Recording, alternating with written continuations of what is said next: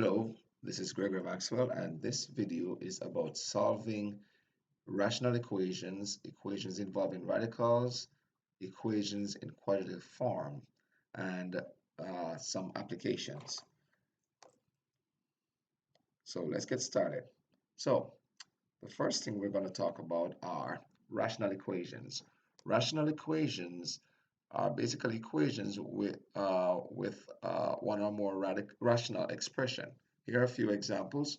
Y over 2 plus y over 4 equal to 6. As you can see, those are rational expressions, although it effectively is a linear expression with fractions. Here's another one. In this case, the variable is in the denominator. 1 over x plus 1 over 3 is equal to 5 over 6. And another one with the variable in different forms. 6 over t squared minus 7t plus 12 plus 2t over t minus 3 is equal to 3t over t minus 4. All of those are examples of rational equations. There are rational expressions with an equality. Now, it is important that when you're doing this that you review the factoring and simplifying rational expressions, because those are concepts we're going to use when we're solving these rational equations. So if you need to, you may need to stop this video and go back and review those concepts. Now, what is the procedure in solving a rational equation? There are more than one ways to solve a rational equation. I am going to show you one method in this video. And that method is simply factoring the denominators of all the rational expressions, that is factoring the denominators, then finding the least common multiple of the denominators.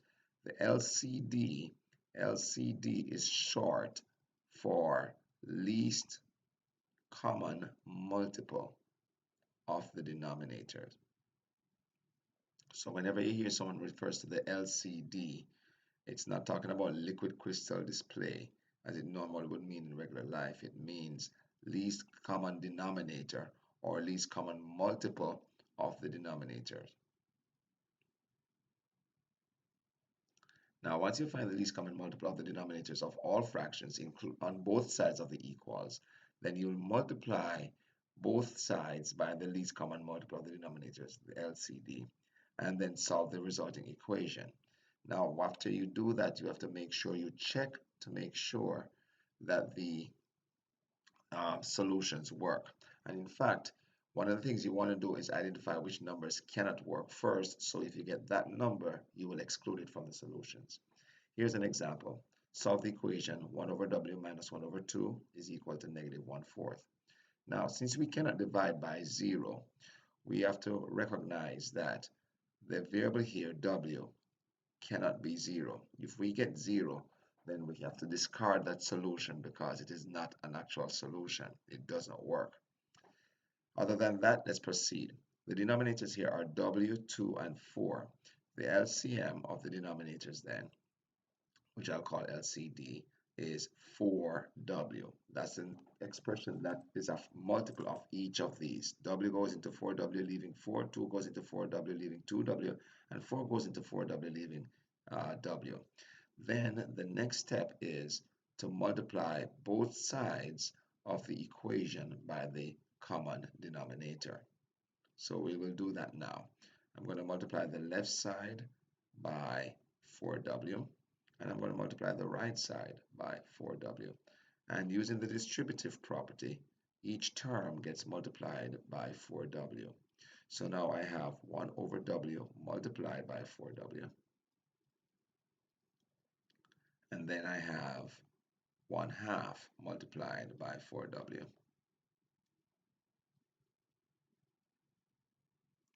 And then on the other side of the equation, I will have negative 1/4 multiplied by 4w. And I'm writing it on the other side here because multiplication is commutative. When we do that, all the denominators will cancel. And so let's indicate here, this w cancels with that w, leaving 1. This 2 cancels with that 4, leaving 2. And this 4 cancels with that 4, leaving 1. So the expression now becomes 4 minus 2w is equal to negative w. And then I can solve that linear expression that is remaining. So I add 2w to both sides. So 4 is equal to w. And that's the answer. It is that easy. Now let's do a quick check to see if our answer works. We check 1 over w minus 1 over 2 is equal to negative 1/4. I replace the w with 4. So I go 1 over 4 minus 1 over 2 is equal to negative 1/4. And if you see, that is actually correct because 1/2 is 2/4. And 1/4 minus 2/4 is 1/4. So that is a solution. So my solution for this equation is the number 4. Okay, now let's try some additional examples here.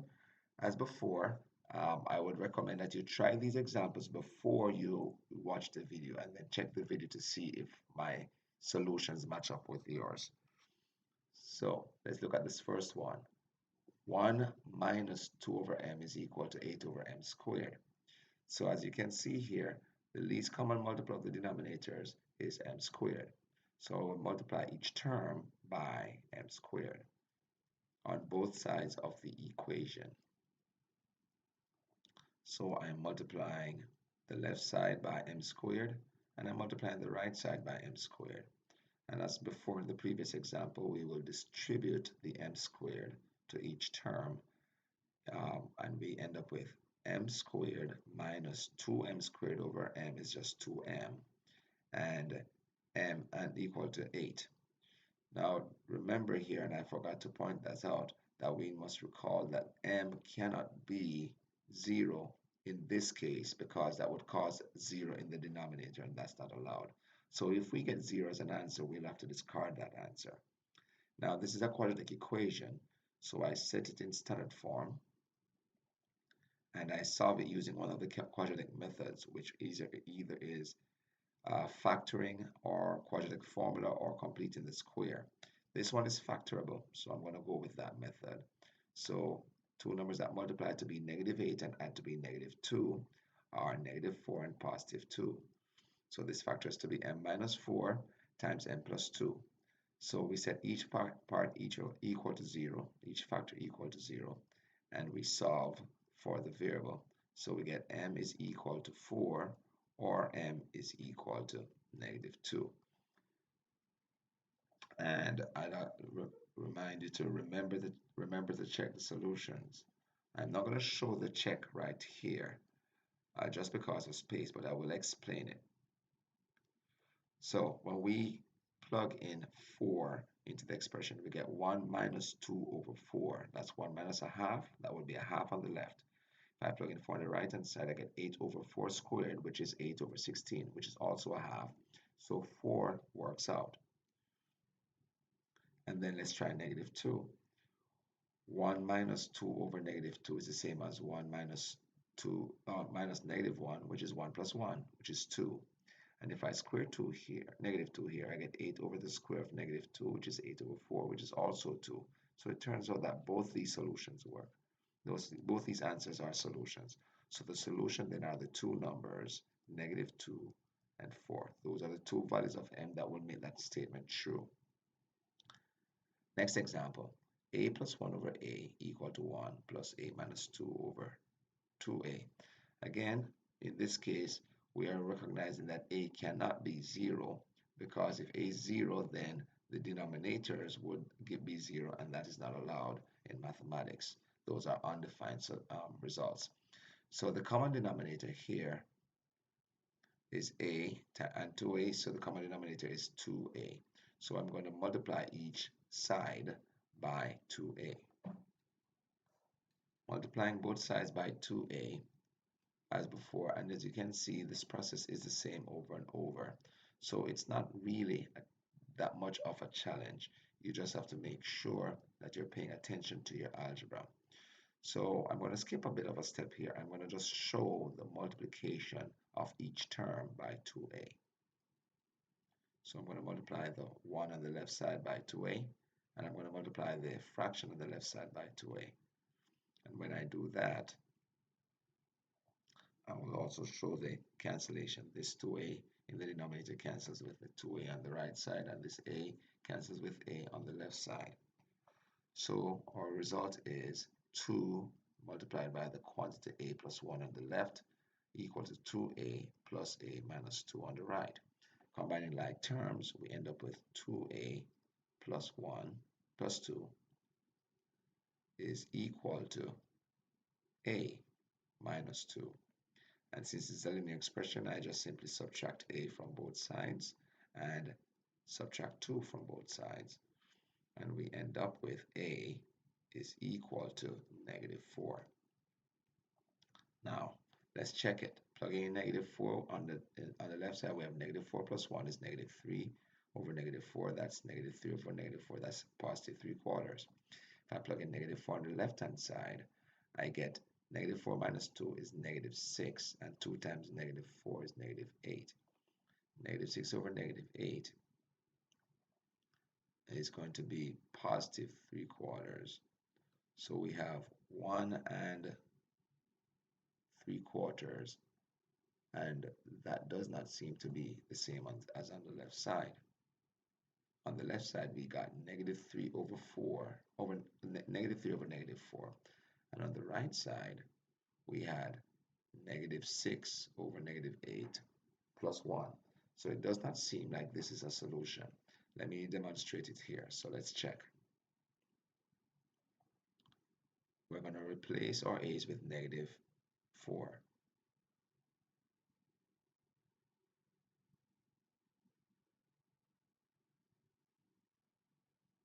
Oh, okay. So my check actually showed me an error. I'm going to go back and review.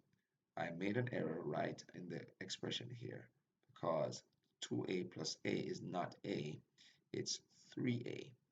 This is one of the reasons you want to check. It's an unintentional teaching point that when I made an error in 2a plus a and I wrote a, I misread it and wrote 2a minus a, but it should be 2a plus a. So in this case, to solve this equation, I go back and double check my work. I am going to now combine the a's on the right side. I'm going to subtract 2a and from both sides and add 2. Hopefully I didn't make any more errors, but as I said before, sometimes unintentionally we have teaching opportunities. In this case, a is actually positive 4. Now let's check it. If I plug in 4 for a, I get 4 plus 1 over 4, which is 5/4. If I plug in a on the left side, and if I plug it in on the right side, I get 4 minus 2, which is 2 over 8. 2 over 8 is a quarter, and 1 plus a quarter is 1 1/4, which is also 5/4. So when you check it, you will see that both of the sides work out to be the same. So we have 4 plus 1 over 4 equal to 1 plus 4 minus 2 over 2 times 4. And if you continue to check that, you'll get 5 over 4 on the left side and 1 plus 1/4 on the right side, which means that works out. So my solution is 4. Once again, this is another illustration of why you need to check. I made an error in my calculation earlier in the question, and if I did not stop to check my solution, I would have had the wrong solution. So it is important to check your answers. Now let's go on to the next example here. In this case, both denominators are p minus 4. So the common denominator is p minus 4.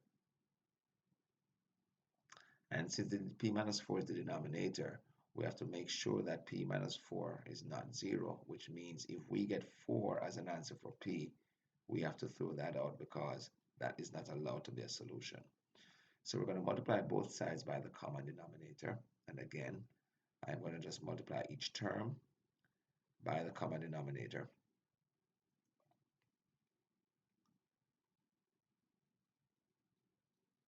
And let us see what we get when we do that. When I multiply this by p minus 4 and the 5 by p minus 4 and the left side fraction by p minus 4, the p minus 4s of course cancel for the fractions, which is why we multiplied that by that so that the denominators cancel. And the remaining expressions are p minus, and I'm going to distribute this 5 times p minus 4. And so we end up with 5p plus 20, because negative 5 times negative 4 is positive 20. And on the right side, I just have 4. Solving, I get p minus 5p is negative 4p. And I subtract 20 from both sides, I get negative 16. When I divide both sides by negative 4, I get p is equal to 4. Now, again, we just said that p is not allowed to be 4. So we cannot use 4, because if we use 4, we'll get something that does not exist. So this is not allowed. And since that's the only possible answer we get, the answer is no solution. There is no value of p that will work. Now, another way to write it is to write a circle with a slash. So in this equation has no solution. So because there is no variable that will work, that will make both sides work out to be the same. Let's move on to another set of examples here. And these are a little bit more complicated. In this case, we have quadratic denominators, and as the steps say, factor the denominators. And in fact, I'm going to factor the numerator as well, just in case. So I'm going to do 4x over x plus 3, and that cannot be factored, so I'll leave it as that. 12 over x minus 3, that cannot be factored, so I'll leave it as that and put in parentheses. I will just factor out a 4 from the numerator. This may not be necessary, but just in case. But the denominator here factors to the x minus 3 multiplied by x plus 3, because x squared minus 9 is a difference of squares. There's a side note here. Remember that the denominators are not allowed to be 0.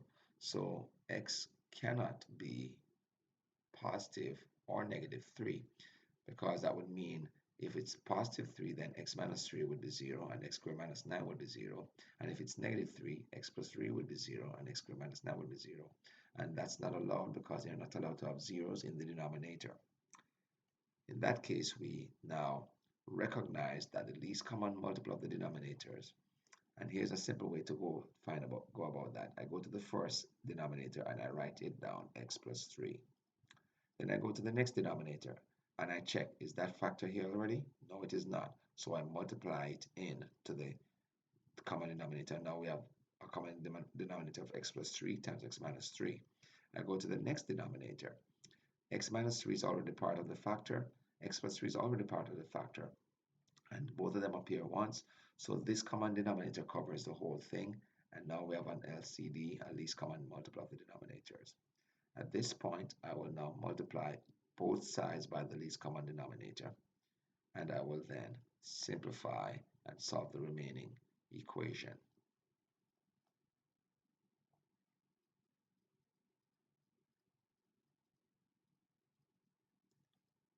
All right. Hopefully we'll have enough space here for this. So we are multiplying the left side by x minus 3 times x plus 3. And the right side will do the same thing to that fraction. We're multiplying each term by the common denominator. Each term by the common denominator.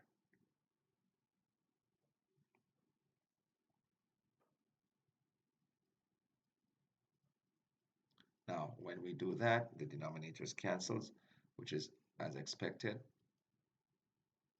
And that leaves us with a nice expression here to work with, nice equation to work with.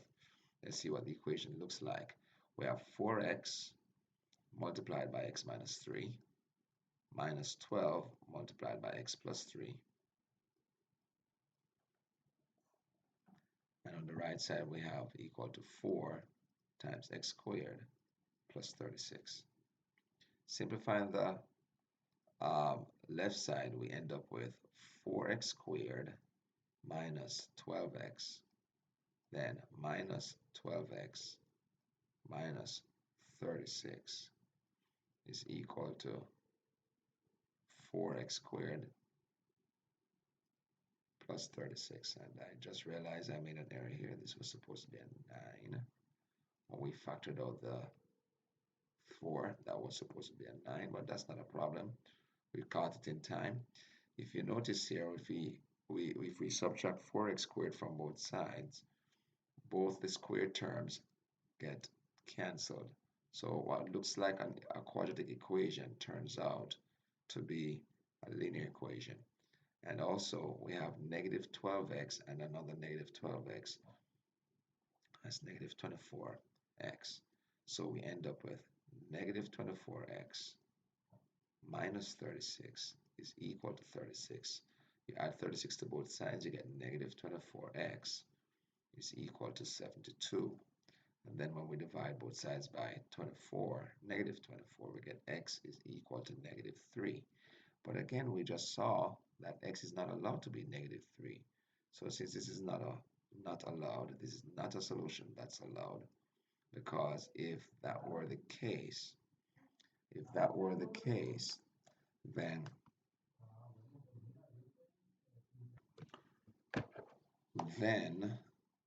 this would give you as something that does not work. If you plug in negative 3 into the denominator of 4x over x plus 3, that would be 0 in the denominator, and that's not allowed. So overall, our solution is none. So we have no solution, just like the previous example. And we just put a circle and a slash. Now let's try this other question here. In this case, we can factor each more than one of the denominators. We have 6 over 5 times a plus 2 minus 1 over a minus 5, which a minus 5 does not factor, and then 4 over, and you can factor this. Two numbers that multiply to be negative 10 and add to be negative 3 are negative 5 and positive 2. And then after we factor, we can see very easily what values a is not allowed to be. A is not allowed to be negative 2, nor is a allowed to be positive 5 because of the factors that we have here in the denominator. And then the least common multiple of the denominator, we go ahead and write at 5 times a plus 2. And into the next expression, there's no a plus 5 factor, so I write that in. Then for the next denominator, a minus 5 is already there. A plus 2 is already there, so we have our least common denominator. Now, I multiply each expression, each factor, by a minus 5. We multiply each factor, by 5 times a plus 2 times a minus 5. So we have 6 over 5 times a plus 2, and we will multiply that whole expression by 5 times a plus 2 times a minus 5. And the other fraction we will do the same too.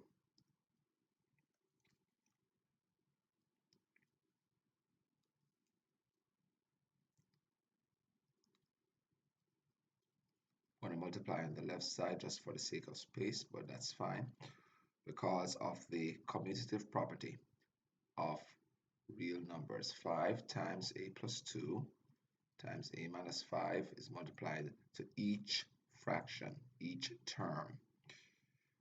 That's equal to 4 over a minus 5 times a plus 2, and we multiply again by the common denominator, 5 times a plus 2 times a minus 5. We cancel off what can be canceled. The a plus 2 and the 5 cancel from the first fraction. The a minus 5 cancels from the second fraction, and the a plus 2 times the a minus 5 cancels from the fraction on the right side. So the resulting equation is 6 times a minus 5, 6 times a minus 5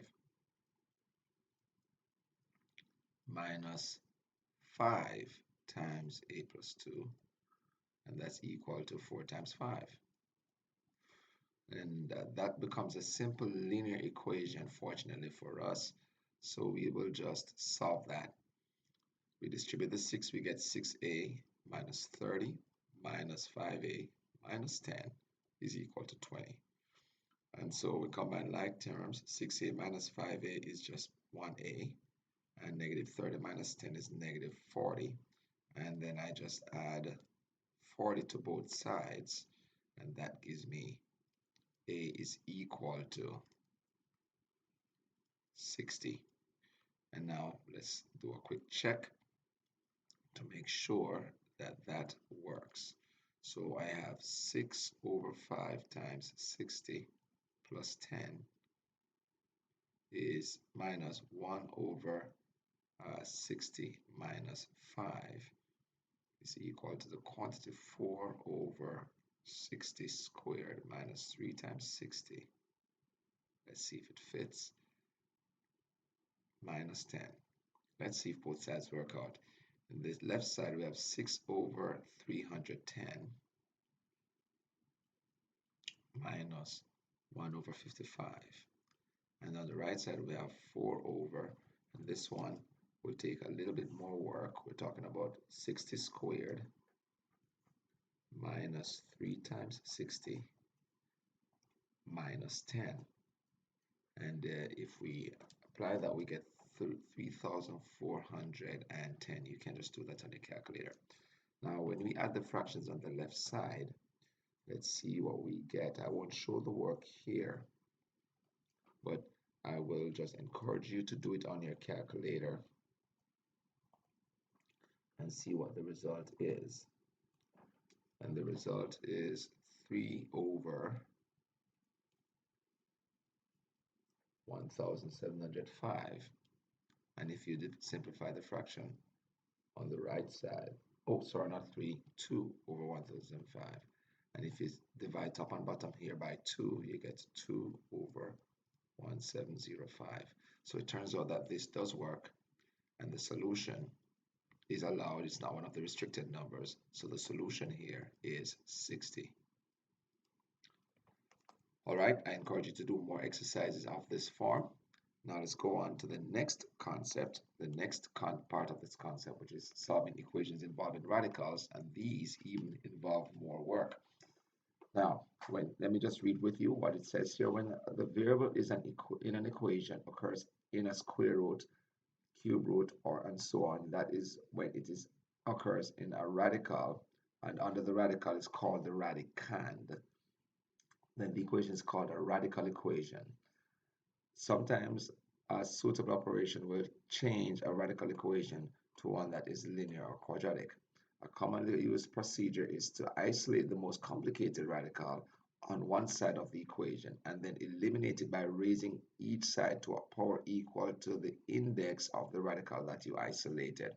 But be careful, because in doing so, you may introduce additional solutions that were not originally there. These are called extraneous solutions. So therefore, you must always check your answers, because even though the answer may show up legitimately, it may not be a natural solution. Here are a couple of examples of radical equations. Cube root of 2x minus 4 minus 2 equals 0, or square root of 2x plus 3 minus square root of x plus 2 equals 2. Those are two examples of radical equations.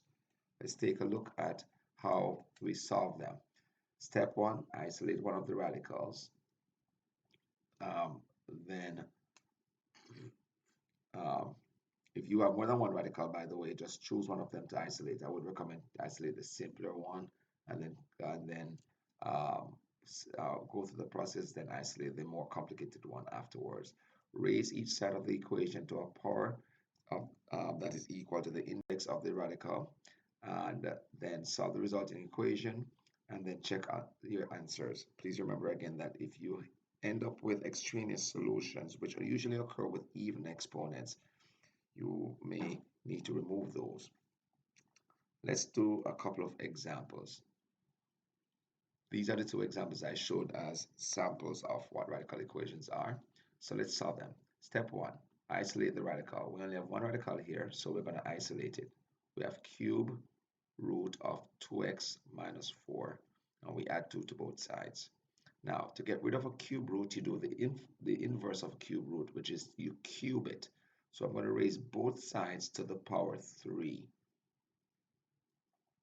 And when I do that, what will happen is the cube root will be undone by the cube. So this 3 cancels this cube root. That third exponent cancels the cube root, and that leaves us with 2x minus 4 equal to 2 cubed, which is 8. And then we can simply solve this equation. 2x minus 4 equal 8 means 2x is equal to 12. And then you divide both sides by 2. And now let's check our answer. And I would always check the answers, but I would encourage you to, I would always demonstrate the checking of the answers, but I encourage you to do so. So we're going to substitute 6 for x. So the cube root of 2 times 6 minus 4 and then minus 2. Now 2 times 6 is 12 and 12 minus 4 is 8. So we're talking about the cube root of 8. The cube root of 8 is the number that you multiply by itself 3 times to get 8, and that's 2. And as you can see, this does work out. So our solution then is 6. Now let's take a look at the other example. This one is a little bit more complicated. We're going to isolate the radicals. Both of them are basically the same level of challenge. So what we're going to do is we isolate this radical by moving the other one to the left side. So I'm going to move that to the left side by adding it to both sides, and I have square root of 2x plus 3 is equal to square root of x plus 2 and then plus 2. Now I'm going to get rid of the square root by squaring both sides. But notice that these are two terms, so when I'm squaring both sides, basically all I'm doing is on the right side is canceling the square with the square root, but I can't do that on the left side. On the left side I have to actually distribute. I have to basically FOIL, which I prefer the word distribute in this case, but it's the same thing.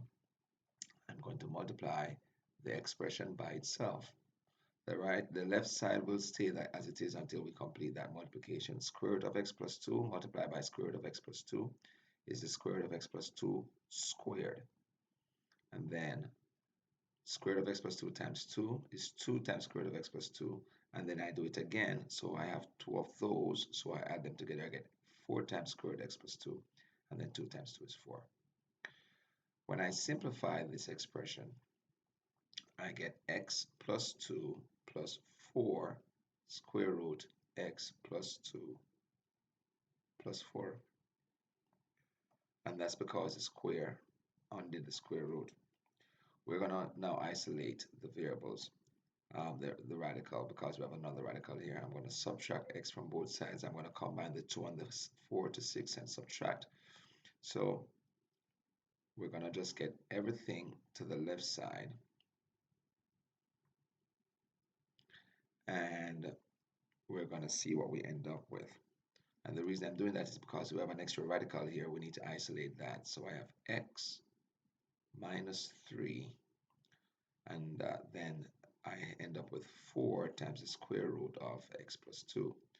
And now I've basically isolated the radical. That 4 in front, I leave it there because it's better to just square both terms using exponent rules than work with fractions. So what I'm going to do now, I need to isolate that. I need to get rid of this radical, so I'm going to do the same thing again. Since it's a square root, I am going to square both sides because square undoes a square root. But when I square both sides, you have to square each part of the factor.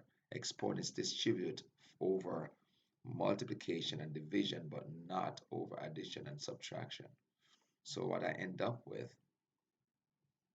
is the square of x minus 3, which you can work that out to see it's x squared minus 6x plus 9. And on the right side, I get 4 squared times the square root of x plus 2 squared. And that square cancels the square root. And let me just rewrite how I got this here so that you can see what we did. And then once you work that out, you end up with 16 times x plus 2. That's a quadratic equation which we'll need to solve. So I'm going to distribute the 16 and then I'm going to set everything into standard form. So let me just go up to the top here. And that means I'm subtracting 16x from both sides. And I'm subtracting 32 from both sides.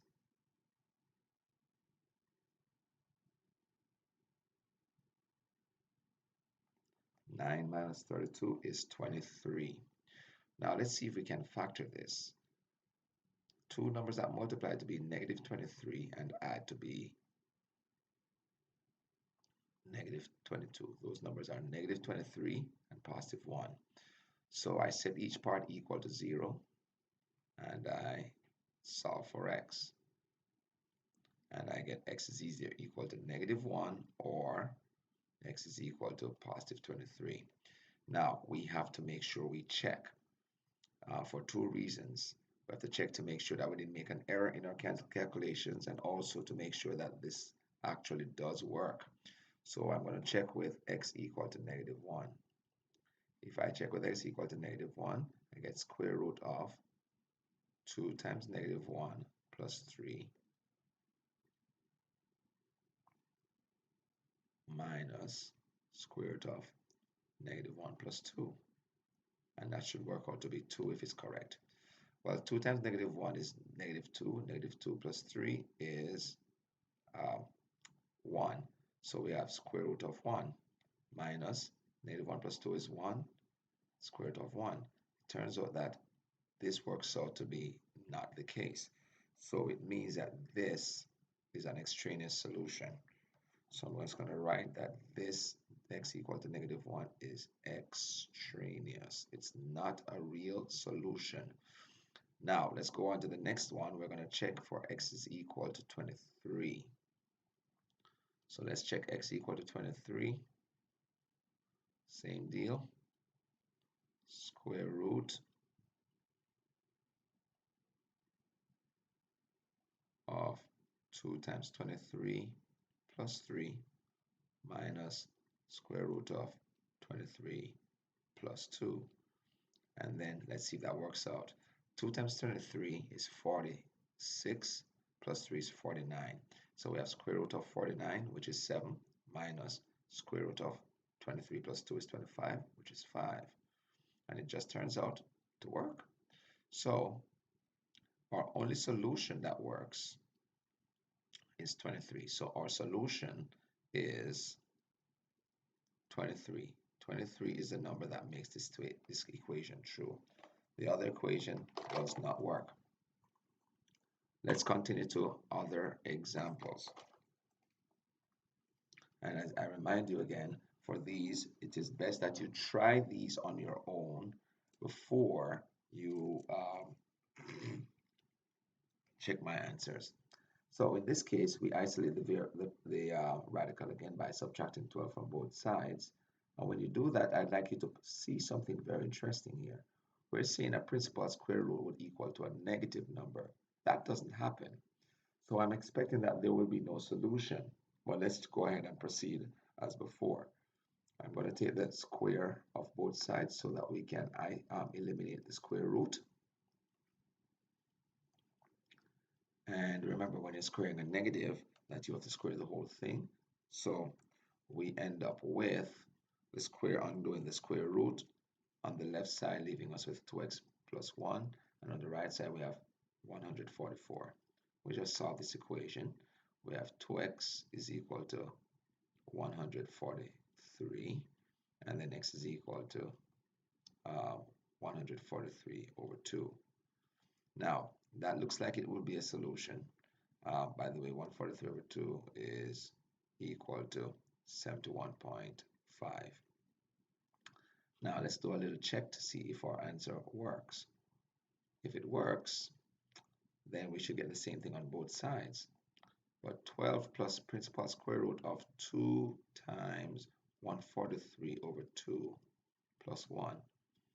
That equals, let's see, that's equal to 0. That equals 12 plus square root of 144. That's the same thing as 12 plus 12. And we know that 12 plus 12 is not 0. So therefore, this does not work. And so this is actually an extraneous solution. Extraneous solution. It's not a real solution. And so the solution then is no solution. There is no number that will work to make that statement true, no real number. Now let's move on to the next example here. Again, I would recommend that you try this example before you watch this part of the video. We're going to isolate the variable. And again, since there's a 2 multiplied to it, that is fine. We can simply square both sides. So just remember to square the whole thing. So I'm going to square the 2 as well as the 3 minus w square root. So we end up with 2 squared times the square root of 3 minus w squared is equal to w squared. And then that square undoes that square root. And we end up with 4 times 3 minus w is equal to w squared. That looks like a quadratic equation, so we have to get it in standard form. 12 minus 4w is equal to w squared. So 0 is equal to w squared plus 4w minus 12. And that looks like it can be factored. So let's see if it does. Can we find two numbers that multiply to be negative 12 and add to be positive 4? I believe we can. Those two numbers are positive 6 and negative 2. And now we set each part equal to 0 and solve. So we get xw is equal to negative 6, or w is equal to 2. Now we have to check to make sure that we have no extraneous solutions. So let's check. When w is equal to negative 6, we are going to do 2 times square root of 3 minus negative 6, and then minus negative 6 equal to 0. Well, that's 2 times the square root of 9 plus 6. And that's 2 times 3 plus 6, and that is not going to give us the same thing on both sides. So that means this guy is extraneous. That means 6 is an extraneous solution. Let's try the 2 now. And sometimes both answers work, and sometimes neither answer works. So you have to check all the time. You can't assume that if one is extraneous, the other one works. You can't assume that if one works, the other one works, or whatever combination. You need to check all solutions. So we do 2 times 3 square root of 3 minus 2 minus 2. And that leaves 2 times the square root of 1 minus 2. And of course, that gives you 2 minus 2, which does work. So then our solution then is w is equal to 2. That's the only value that works. And let's do another set of pair of examples, and then we'll go on to the next concept. And of course, you'll be practicing some of these on your own. In this case, we have square root equal to square root, so we can just proceed by squaring both sides.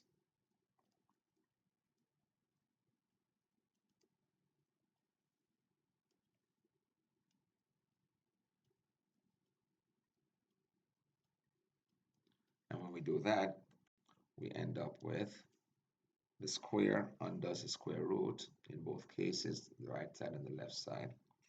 And we end up with 10 plus 3 square root x is equal to x. Now we still have a square root here. So I'm going to solve for the square root again. So I'm going to say 3 square root x is equal to x minus 10. And then I'm going to square both sides. And when I do that, of course, I'm going to get the square of 3 and the square of square root x. And on the right side, I'm going to square x minus 10, which means I'm multiplying it by itself. So that gives me 9x is equal to x squared minus 20x plus 100. Quadratic equation. I solve that equation, x squared minus 29x plus 100. And let's see if that factors. Yes, it does. Two numbers are multiplied to be 100 and add to be negative 29 are negative 4 and negative 25. And so then I set each part equal to 0. So x is equal to 4 or x is equal to 25. And of course, we have to check. And let's do a quick check here. For x equal to 4, we have square root of 10 plus 3 square root 4. Square root of 10 plus 3 square root of 4 equal to square root of 4. The square root of 4 is 2. And this is square root of 16. And clearly 4 is not 16, is not 2. So therefore this does not work. So that's an extraneous solution. Now let's try the other possible solution, x equal to 25. The square root of 10 plus 3 times square root 25 equal to square root 25. 3 times 5 is 15, and 10 plus 15 is 25. So this is square root 25, which is of course equal to square root 25. Both of them are 5. So that one works. So then my solution then is only 25. Moving on to another example here. The square root is already isolated, so we're just going to square both sides. 3 minus x plus x squared equal to x minus 2. And I square both sides. And of course, I square both sides so that the radical cancels on the left. And when I square the right-hand side, we get x minus 2 times x minus 2, which is x squared minus 4x plus 4.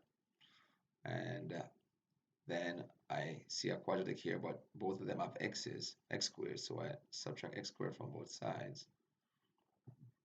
And I add 4x to both sides. And let's pause there a bit, and we have 3 plus 3x is equal to 4, which means 3x is equal to 1, which means x is equal to 1/3. So let's check to see if that is a solution. So we're checking now.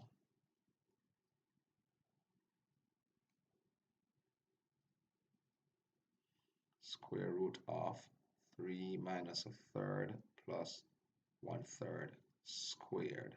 And that should be 1/3 minus 2. Now, when we work that out, we get square root of 3 minus 1/3 plus 1/9 equal to negative, and the square root of that equals to negative 1 2/3, which we can just make into one fraction here. Just so for the sake of simplicity, we're going to make everything into fraction with denominator 9. So you end up with 27 minus 3 plus 1. And that would be 25. So we have 25 over 9, the square root of that. And that's equal to 3 times negative 1 is negative 5/3. And you get 5/3 equal to negative 5/3. Clearly, that is not the same thing. So this is not a solution. And that means this guy is extraneous. which means there are no solutions because that was the only solution we could have had. So no solution. And again, we can write no solution as a circle with a slash. So I encourage you to do a number of these examples, a number of these equations to help you. Now I'm going to wrap up, well, not wrap up, I have one more form and then we do some word problems. We have what we call equations in quadratic in form or disguised quadratics. In other words, these are equations that may not look like quadratic equations, but their structure is like quadratic equations. And what we do is do a little substitution. You can use other variables. Yeah, a common one to use is u. And what we have to do is recognize that one variable is a square of another one. For example, in this case, if I notice that x squared is x to the 4, then I can say let's call u x squared. That would mean when I square u, I'm squaring x squared, and that would make it x to the 4. What does that do for me? It takes this more complicated looking quartic expression and make it into a simpler looking quadratic, but with a different variable. And then I can solve this equation. I can solve it by factoring, or I can solve it by completing by quadratic formula. So let me solve this one just this time by factoring. Well, I multiply 3 by -1, I get -3. So I need two numbers that when I multiply them, I get -3, but when I add them, I get -2. Two numbers are multiplied to be -3, but when I add them, I get -2. So those numbers, of course, are -3 and +1. So I replace -2 with the sum of those two numbers, and I factor the four-term expression by grouping. I factor out 3u from the first pair, and I factor out 1 from the second pair. And the items in the parentheses are the same. So then I can proceed to factor out the parentheses, and then I can solve for u. So then that means u is equal to 1. Okay, let me just put the steps here. So u is either equal to 1 or u is equal to 1/3. Now that is not the solution to my equation, because the equation did not ask us to solve for u, it asked us to solve for x. U was a stand-in for x squared. So I'm going to resubstitute and say x squared is equal to 1, or x squared is equal to -1/3. So when I solve for x, then I get x is equal to the square root of 1, which is plus or minus 1, or x is equal to the square root of -1/3, plus or minus the square root of -1/3. And if our solutions allow for complex numbers, then we end up with x is equal to plus or minus 1, or x is equal to plus or minus I square root 1/3, which is kind of weird way to put it. So I'm going to rewrite this as x is equal to plus or minus I times 1 over square root 1/3, square root 3. Multiply top and bottom by the square root 3. And now my solutions are plus or minus 1, or plus or minus square root 3 over 3i. And you can check those solutions. Let's try this example. Again, we recognize that x cubed is this, when you square x cubed, you get x to the 6. So we have x to the 6 minus 6, 7x cubed minus 8 equals 0. We can just say let u equals to x cubed. And that would mean u squared is equal to x to the 6th. So then our equation becomes u squared minus 7u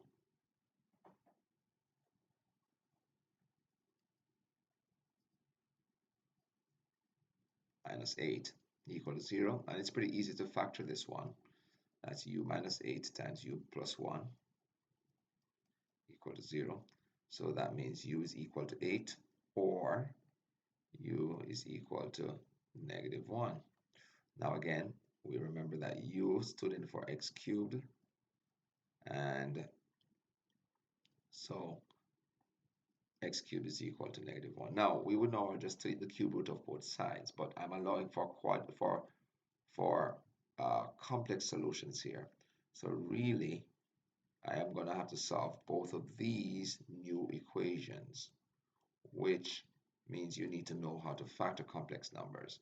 So continuing over here, we have x cubed minus 2 cubed equal to 0, or x cubed plus 1 cubed equal to 0. I solve each part, x minus 2 times, I factor each part, sorry, x squared plus 2x plus 4 equal to 0. And on the right side, I have x plus 1 times x squared plus x plus 1.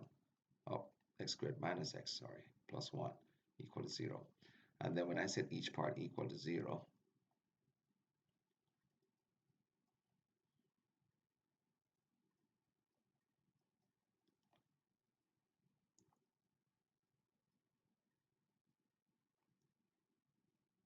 and then I set each part equal to 0, and then I solve. X is equal to 2. In this case, we cannot factor, so we use the quadratic formula.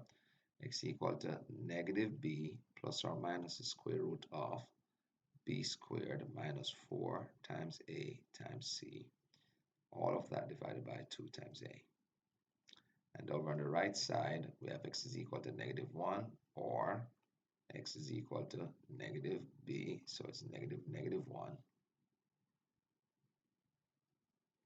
plus or minus the square root of, hopefully this will fit, -1 squared minus 4 times 1 times 1. All of that over 2 times 1. So when I solve this, we end up with x is equal to -2 plus or minus the square root of 4 minus 16, which is -12. All of that over 2. And over here, I have x equal to -1, or x equal to 1 plus or minus the square root of 1 minus 4, which is 3 over 2, -3 over 2. So we end up with x equal to 2, or x is equal to -2 over 2 plus or minus square root 12 I over 2. And then that's just x is equal to 2, or x is equal to -1 plus or minus 2 square root 3 over 2i.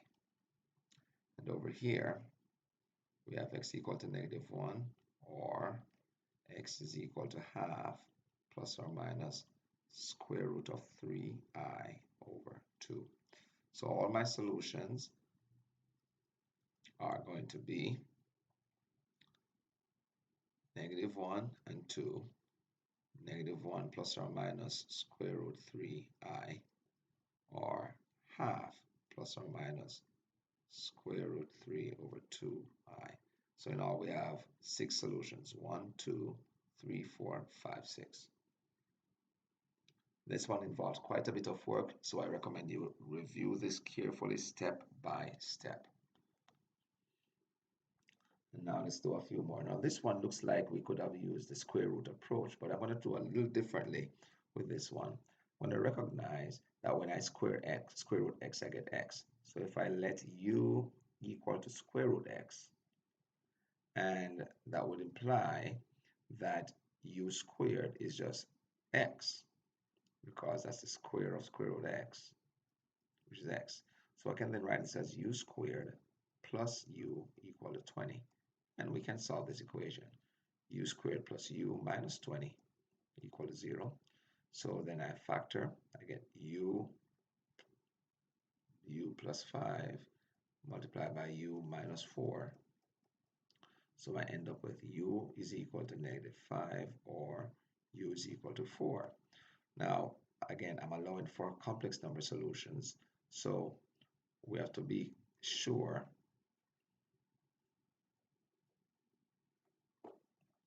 So we have square root of x is equal to -5, or square root of x is equal to 4.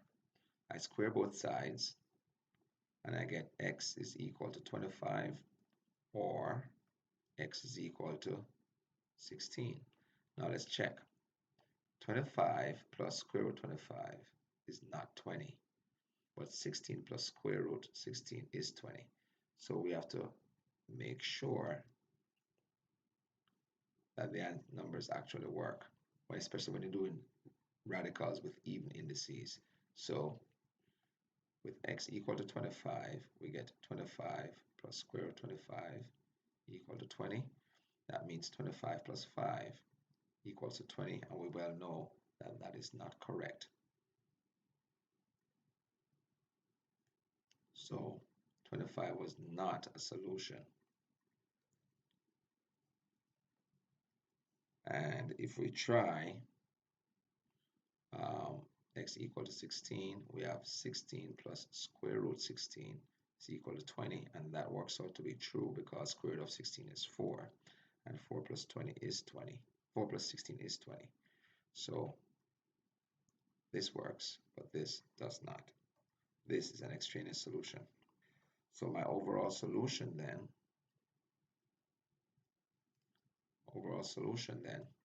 is 16. Let's go on to this down here, and this one involves a knowledge of exponent rules. So we're going to let x is equal to let u equal to x to the 1/4, and then that would mean that u squared is x to the 1/4 squared, which is x to the 2/4, which is x to the half. So that means we can rewrite this as u squared minus 3u plus 2, and then as usual, just turns out very nicely that these factor. They won't always factor, but these just happen to. So this u minus 1 times u minus 2 is equal to 0, which means u is equal to 1 or u is equal to 2. So again, since we substituted, we have x to the 1/4 is 1, or x to the 1/4 is 2. And of course, to solve for x, I'm going to get rid of the exponent by multiplying the exponents by 4. And that will make sure that I get rid of that exponent. In other words, I'm raising both exponents to the power 4. And that now gives me x is equal to 1 or x is equal to 16. Now let's check.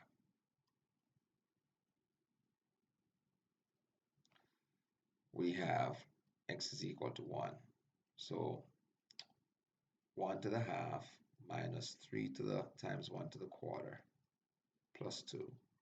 That turns out to be 1 minus 3 plus 2, and that is 0. So 1 works. Now let's try the other one. X is equal to 16. 16 to the 1/2 is the square root of 16 minus 3 times 16 to the 1/4 is the 4th root of 16. So we're talking about 4 minus 3 times 2 plus 2. 3 times 2 is 6. 4 minus 6 is -2 plus 2 is 0. So it turns out that both answers work. So the solution here is both 1 and 16.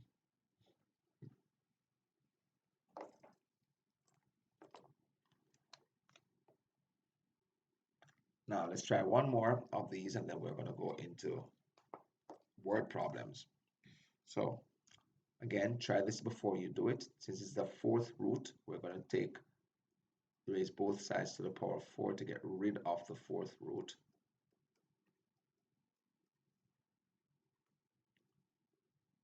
And just be mindful that that may introduce extraneous solutions.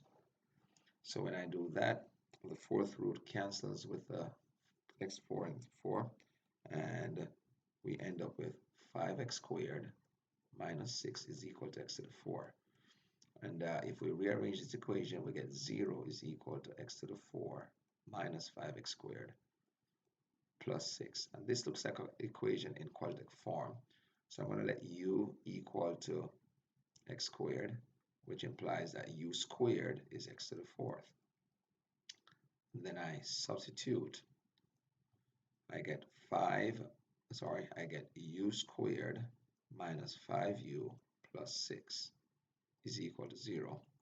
And if I factor, I get u minus 3 times u minus 2 is equal to 0, which means that u is equal to 3 or u is equal to 2, and which also means then that x squared is equal to 3 or x squared is equal to 2.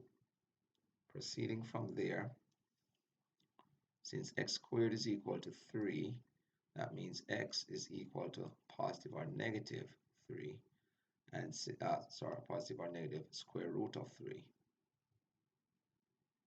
And since x squared is equal to 2, that means x is equal to positive or negative square root 2.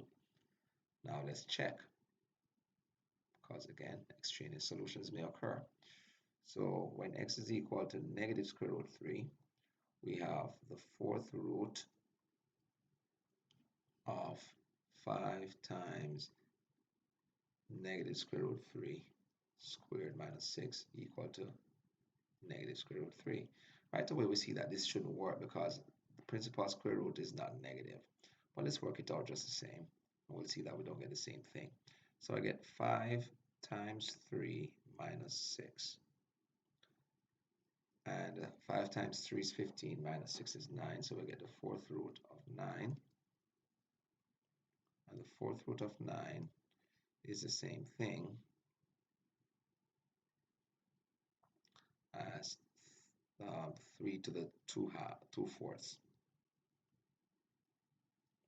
And as you can see, these are not the same. One is the negative of the other one. So this one does not work. So we go on and we say, okay, what about if we tried square root 3? And you will see that square root 3 does work, because the only difference is the left side is now really a positive.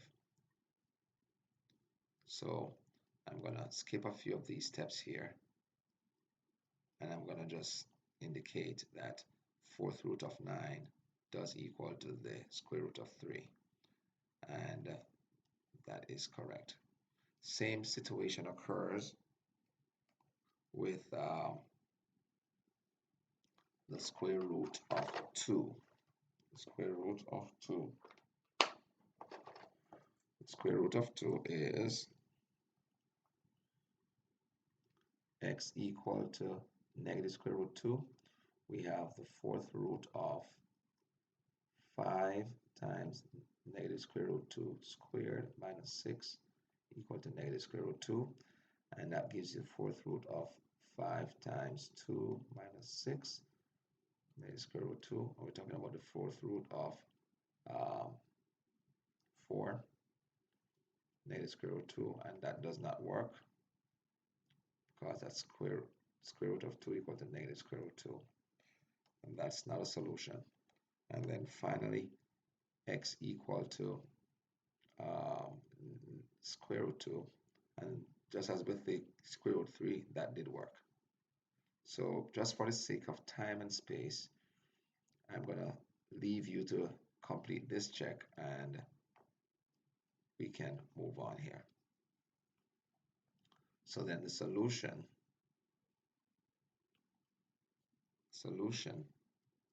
is positive square root 2 and positive square root 3. Only those two numbers work. The other two negatives did not work. Let's move on. And now, oh, I had another example here. A couple more.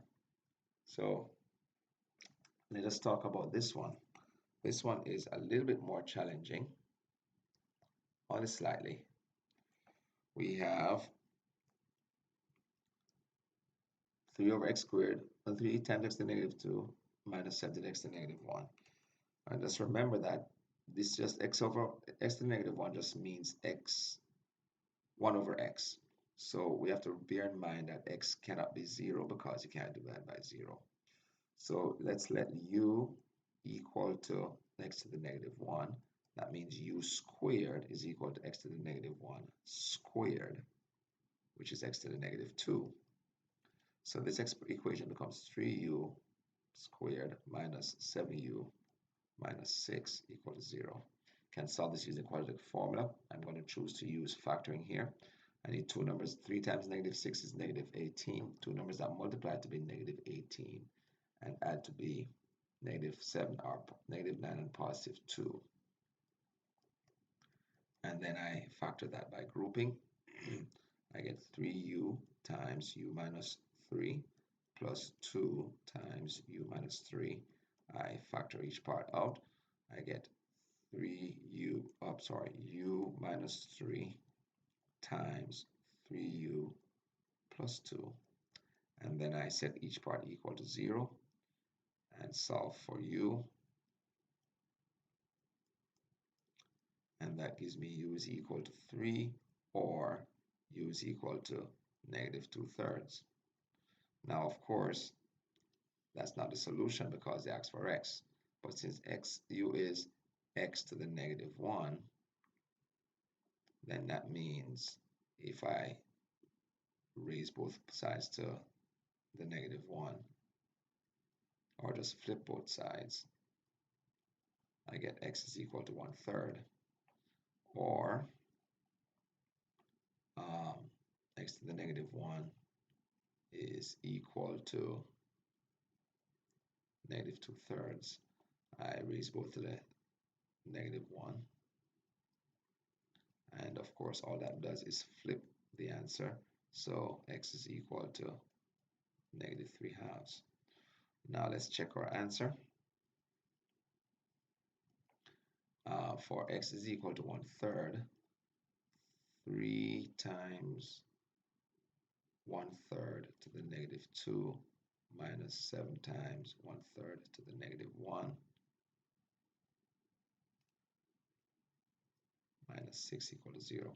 1/3 to negative 2 is 9, so it's 3 times 9 minus 7 times 3 minus 6 equal to 0. So 3 times 9 is 27. 27 minus 21 is 6. 6 minus 6 is 0, so that works. Then if I try x equals to negative 3/2, 3 times negative 3/2 to the negative 2 minus 7 times negative 3/2 to the negative 1 minus 6. Let's see what that works out to be. Negative 3/2 to the negative 2 is the same as negative 2/3 to the squared. So that's 3 times 4/9 minus 7 times negative 2/3 minus 6. 3 times 4/9 is 4/3, and then plus 14 over 3. And of course, that's 18 over 3 minus 6, which is 6 minus 6, which is 0. So it turns out that both answers work. So the solution then is negative 3/2 and 1/3. All right, let's try this question now. Now with this one, it looks similar to the previous one, just that the exponent is a little weird. So what we're going to do is, again, as might be a hunch here, we're going to let u equals to x to the 2/3, and then you recognize from exponent rules that when you square 2/3, basically you multiply the exponents. So when you square x to the 2/3, sorry, you multiply the exponents, you get x to the 4/3. So that was a good hunch. So then the equation becomes 3u squared plus 5u minus 2 is equal to 0. And then by factoring again, I multiply 3 by negative 2, I get negative 6. And the two numbers I multiply to be negative 6 and add up to be positive 5. And those numbers are positive 6 and negative 1. Then I factor by grouping. I factor out the 3u, I get u plus 2. I factor out a negative 1, I get u plus 2. Since the items in the parentheses are the same, I factor that out, I get u plus 2 multiplied by 3u minus 1. And that is equal to 0. That means u is either going to be equal to negative 2 or u is going to be equal to 1/3. That means that x to the 2/3 is equal to negative 2 or x to the 2/3 is equal to 1/3. So we're going to do a little weird thing here. We're going to take the cube of both sides and then the square root of both sides. So I'm going to do x to the 2/3 cubed is equal to negative 2 cubed. And then that gives me x squared is equal to negative 8. And then I take the square root of both sides, and that gives me x is equal to plus or minus square root negative 8, or plus or minus I square root 8. We'll go back to that in a minute. In this case, I take this cube of both sides. I get x to the 1/3 cubed. So I get x squared is equal to 1/27. And then x is going to be plus or minus square root of 1/27. Let us go and simplify those. We end up with x is equal to plus or minus 2 square root 2 times I, or x is equal to plus or minus 1/square root 27, which is really plus or minus 1/3 square root 3, which if you multiply the numerator and denominator by square root 3, you end up with x is equal to plus or minus square root 3/9. Let's leave it like that for now. Now the check for this one is a little tedious. So to check this solution, let's get to that now. So the check, I'm not going to check all of them, but you'll get the idea. If I start off with negative square root 8 times I, I'm not going to do 2 square root 2 because it's harder when we're doing the checking. We have 3 times negative square root of 8 times to the I to the 4/3 plus 5 times negative square root of 8 times I to the 2/3 minus 2 equals to 0. Now I raise I to the power of 4, that's a 1, and 1/3, 1 to the 1/3 is 1. So this part is going to be just 1.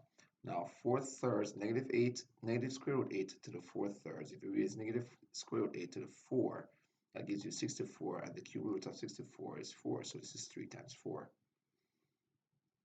Plus, now this one is a little trickier. I squared is -1. The cube root of negative I is not a real number.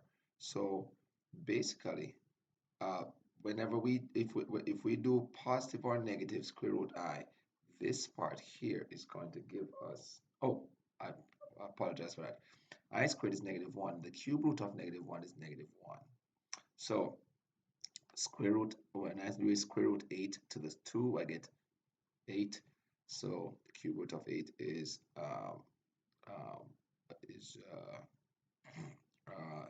2. So we end up with 2i. 2 times -1, 2, -2, -2. So we're dealing with 12 minus 10 minus 2, which is equal to 0. So this works out, and it's a little tedious. I encourage you to go through it on your own. If I were to use a positive square root I, a positive instead, it will give me the same result. So whether I use a positive or a negative, because of that squaring and that raising to the power of 4, that will cause all of this to work out to be the same. So this does work out, whether it's positive or negative square root 8i. Now for positive or negative 1 over square root 27, let's try that one. So for x equal to plus or minus 1 over square root 27. Let's see what that works out to be.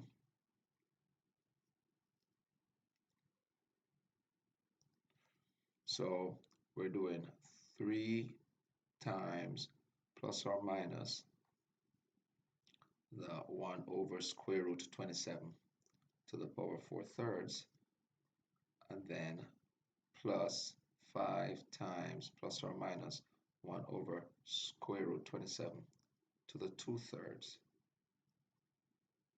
And we're going to see if minus 2, and we're going to see if that equals to 0. So when I raise a positive or negative to the power of 4, I get a positive. So this part is just going to be positive. When I raise square root 27 to the 4, I get the square of 27. And 27 squared is 729. So then I take the cube root of 729. And the cube root of 729 is 9. So what we have here is 3 times 1 over 9. Then we have 5 times the cube root of 27 squared. 27 squared is just 27, and the cube root of that is 3. And then we check both of those. We get 1/3 plus 5/3. That's 6/3, and that definitely does give us the same thing. So it turns out that both parts work out to be solutions. So my solution then is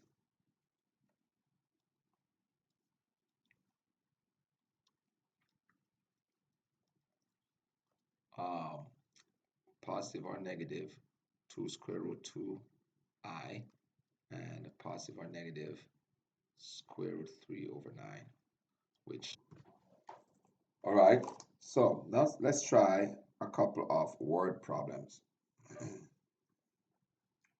Devon can cross-country ski 5 kilometers per hour faster than his sister Chanel. Devon skis 45 kilometers in the same time that Chanel skis 30 kilometers.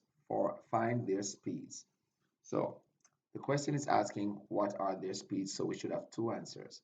So let's say we call Devon's speed, let's call that R for rate, R. And that would mean that Chanel's speed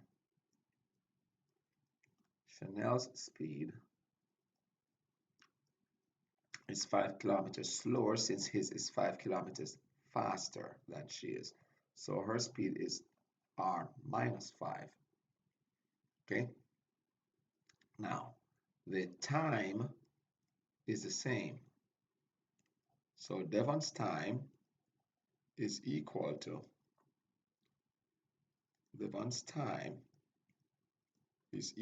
Chanel's time.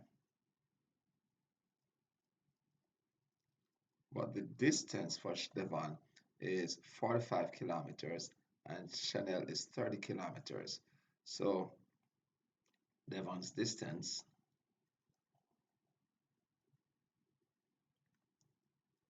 equal to 45 kilometers, and Chanel's distance is equal to 30 kilometers. Now, after looking at this question, we realize this is a question of distance is equal to rate multiplied by time. So what we have is for Devon, the distance is 45, the rate is r, and the time is t.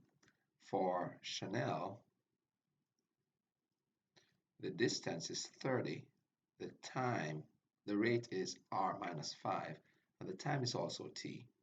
So we know we have two equations here, but if we solve for t in both equations, we see that t is equal to 45 over r for Devon, but the same t, because it's the same time, is 30 over r minus 5 for Chanel, because we just divide both sides by the coefficient of t.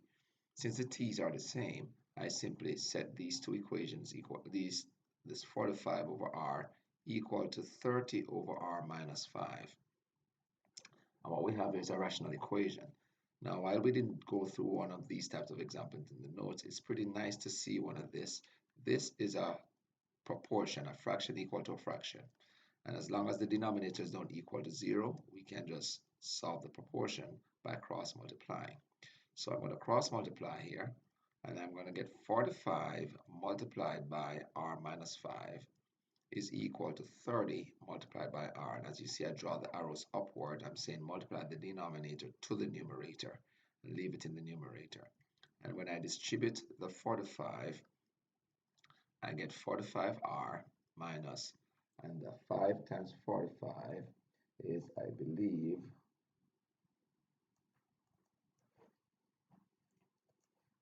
225,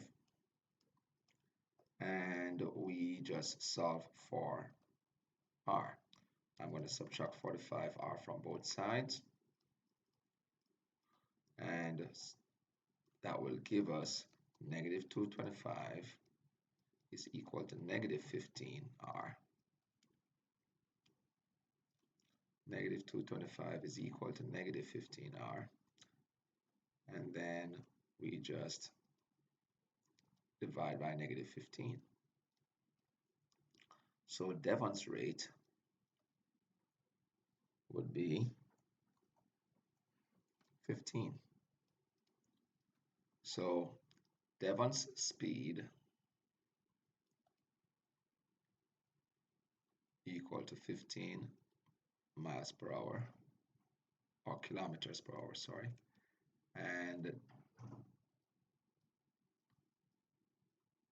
And his sister speed, Chanel, would be 5 kilometers per hour less, 10 kilometers per hour. And that's the solution to the question.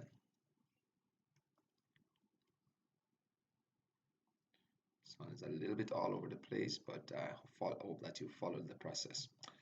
Now, let's go to the last example. It's a word problem. A pipe can fill a reservoir in 16 hours. A drainage pipe can drain the reservoir in 24 hours. How long would it take to fill the reservoir if the drainage pipe was left open by mistake? Now, the hint also gives us a little clue here.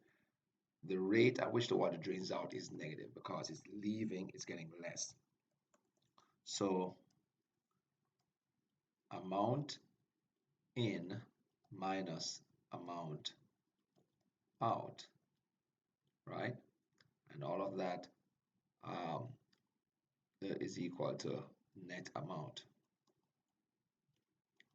So for the amount in, it's filling it at 16 hours. It can fill it in 16 hours, right? The time, the question is asking how long would it take to fill the reservoir?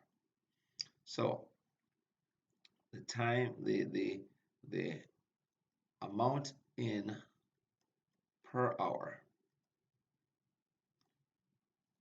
the amount going in per hour is 1/16 because it takes 16 hours to fill it up. For each hour, it takes it only goes 1/16. The amount out per hour is 1/24. All right. So in time t hours,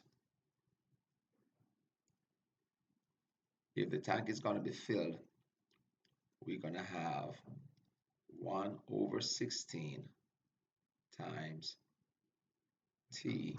That's the how much it is fills in 1 hour times the number of hours minus, because it's literally using 1/24 times t,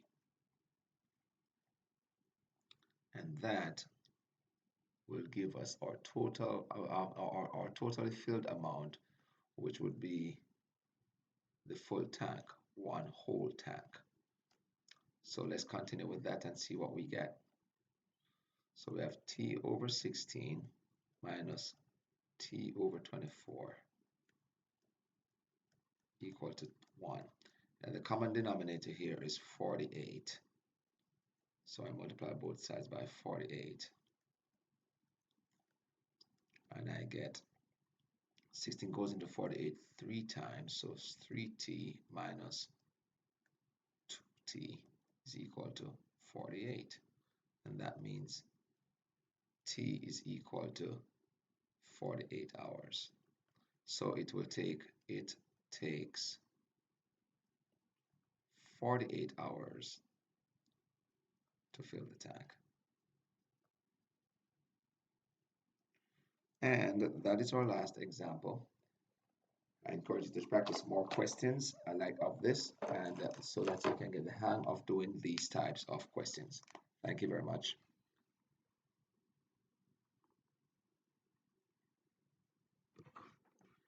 And here are some videos that you can watch on Khan Academy to help you to understand the concept.